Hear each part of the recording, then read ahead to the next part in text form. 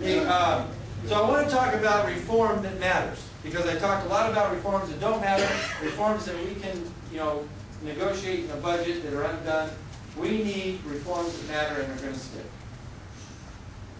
And we can talk about all kinds of reforms. Until we change the people who sit in those 80 seats in the Capitol building, we are not going to have change that matters.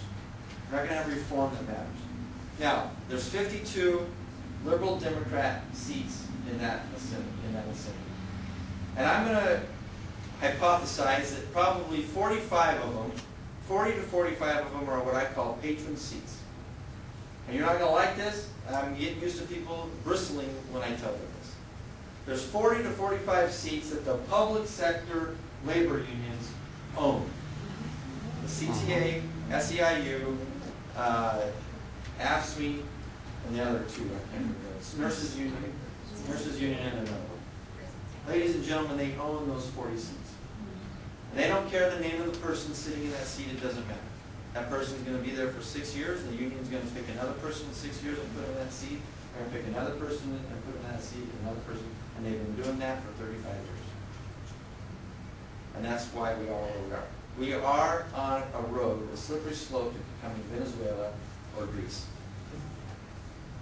And if you look at, just listen to Shannon for 10 minutes out of her talk of the stuff that they're passing in spending and legislation, you'll know that statement's true. We're becoming Greece.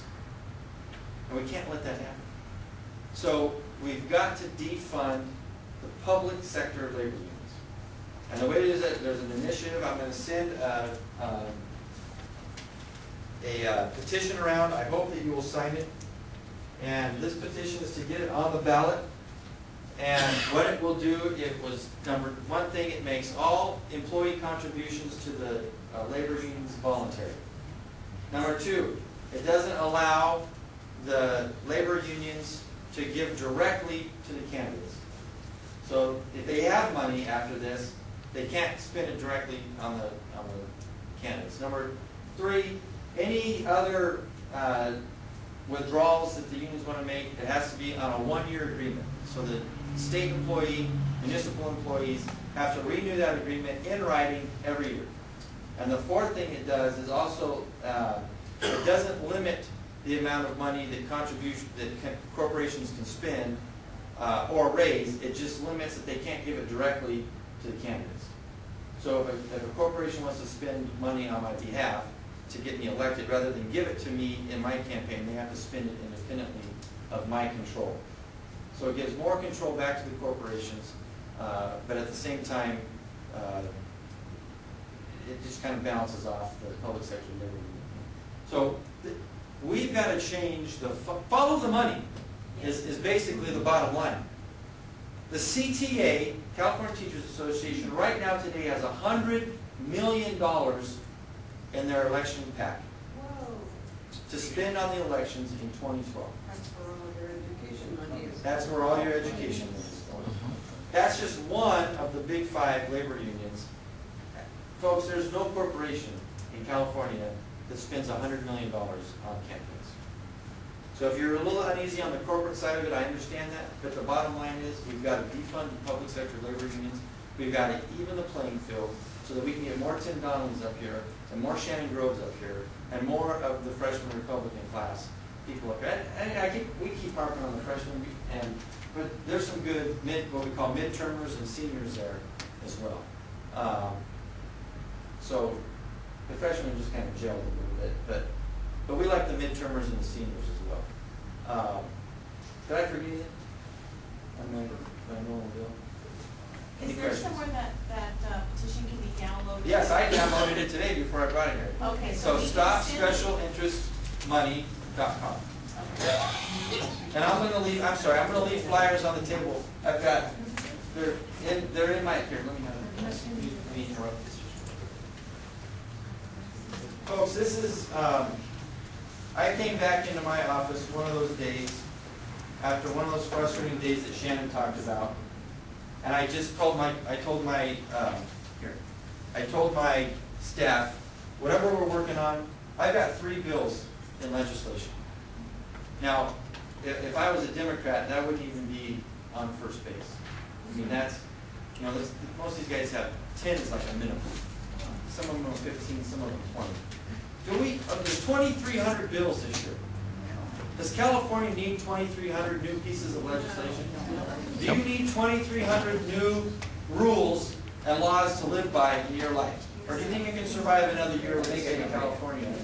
So I came back to my office, that's it. I don't care, we're not going to run any more legislation. We're going to focus on two things. We're going to focus on stopping union money, and we're going to focus on getting a majority in 2012, because I'm not going to be in the minority for 6 years in the state assembly. I'm going to be in the majority before I leave that place. All right.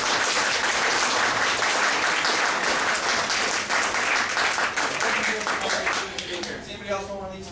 No, I just have a question. So we're all signing the petition. Tell me the process of that actually happening. Okay, so right now, we're in signature collection, 3 and 2, I think. Right now, they just hit the streets for signature collection. The petition just became available this week, I think. We need to, How many signatures? okay, I'm do gonna you run need, out. Brad? So there's not a photocopy here, is there? No, but I can email that out. I can send it out to everybody. Yeah, you can get this online. Okay, so they need to get 507,000 legitimate signatures. Legitimate? Yeah. I like that. So that means they really need to collect about 800. Does the other side understand that word? Yeah. Anybody else do that? So you get 800,000 signatures, Right. and by when? Okay. You have to get them by. I think our deadline is October 15th. Okay, so Okay. then, So we get the signatures, if it qualifies, then it goes, of course, it goes to the state attorney general, and she'll, you know, manipulate the title and summary, like Brown did with Prop 23, to rescind it to 32. And Prop 8. And Prop 8, yeah. So we'll have to fight that fight. But it should be on the ballot in June 2012. So it'll start affecting elections in November of 2012. because I really think that's a winnable battle. Absolutely If we it is. can get that on the ballot, Absolutely. I really think that. In 2000, here's where one of the ways Schwarzenegger blew it. You know, we had the 5, just one. Just one. I only have time to do it once. You know, when he did the 5 special election, Yes. and he got kicked a little bit, but 2 or 3 of them almost passed. Well, that January, he just rolled over and gave up. If he'd have come back the very next year, Absolutely. yeah, he was busy. Yeah. If he would have come back the next year with this one, the paycheck protection, and I think there was an oil thing or something else he was going to do, just those 2 that got close, he couldn't pass them. In 05, this barely lost. So this year, it's polling the way it's currently written at 65%. So now you know when you run a proposition, it's harder to get a yes than a no, and we're asking for a yes. So you know we've already got an uphill battle with that. Sir, did you have another question back there? Yeah. Brian, you said that you went from obviously a positive situation in the private sector, you just couldn't have it enough, and you got off the couch and basically ran for office. Here locally in Sacramento, we're doing a lot of that on the local level. What is the best advice you can give to somebody the first campaign and how to win? Okay, so my first city council race was in 2002, and in my city, the way the races operate on my cycle, there's 3 seats, so the top 3 win. So it was the first time in like 20 years or so that an incumbent wasn't running. So there was an open seat. There was 2 incumbents and then an open seat, and then 11 candidates. So the top 3 win. So I was running, and I was a nobody. I hadn't run. 2 of the other candidates had run before and had good name ID. My city's about 55,000 people. Now I did have the endorsement of the mayor because he helped me pick me to run. But I didn't have the big 3. The big 3 endorsements in my town were firefighters, sheriff's deputies, and the newspaper. I didn't have any of those. The other 3 people had. I raised a moderate amount of money. I didn't raise the most. I didn't raise the least. But I had some help. Obviously, the mayor would do something. And he's a good guy.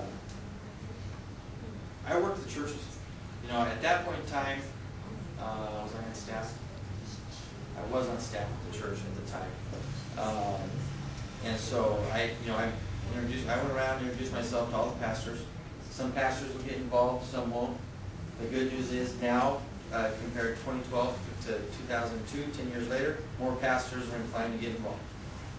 And you start just pointing out, like Shannon did, 12-year-olds being able to leave school without their parents' permission to go get tested and treated for STDs in the United States of America.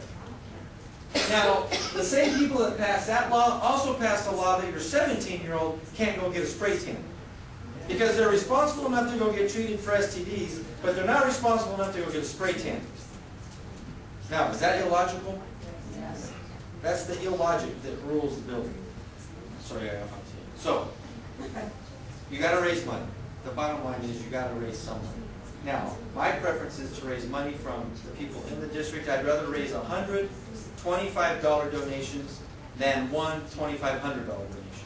The reason that is somebody gives you 25 bucks, be happy. Are you thinking about running? Is that why you're That's asking? pretty much convincing me to run. Okay. Anybody else thinking about running?